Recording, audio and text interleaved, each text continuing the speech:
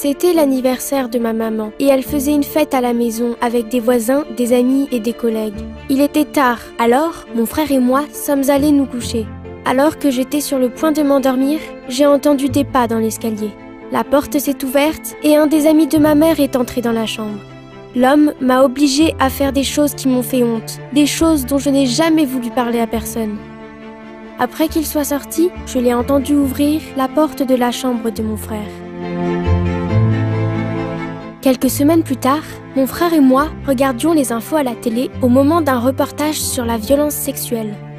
Il expliquait qu'il y a des personnes qui veulent utiliser le corps des enfants pour leur propre plaisir sexuel, l'abus sexuel.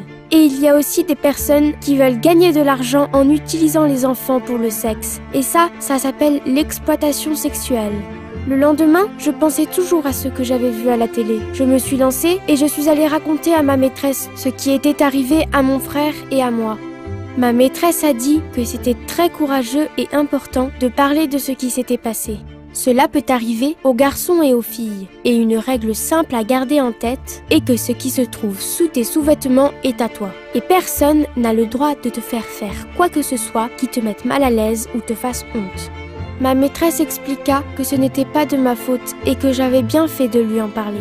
Si ça t'arrive à toi ou à un autre enfant, il faut toujours en parler à quelqu'un en qui tu as confiance. Ma maîtresse m'a dit que le plus important maintenant était que moi et mon frère, nous recevions de l'aide pour qu'on puisse aller mieux et qu'on soit protégés.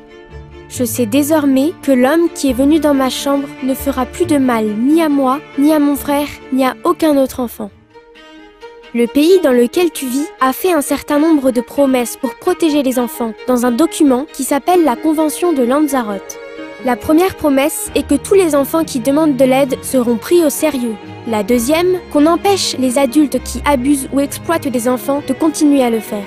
Et la troisième, que les enfants victimes recevront toute l'aide nécessaire pour aller mieux.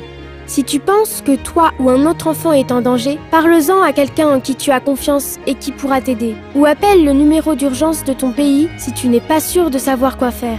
Et n'oublie pas, tous les enfants ont le droit d'être protégés et de se sentir en sécurité.